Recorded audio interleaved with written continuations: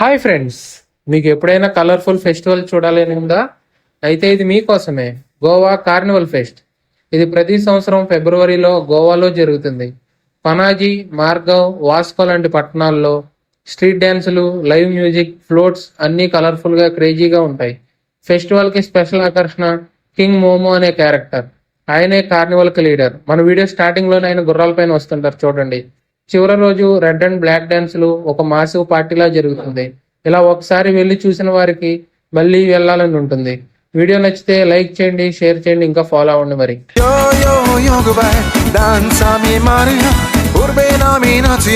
Carnaval Flowia, ole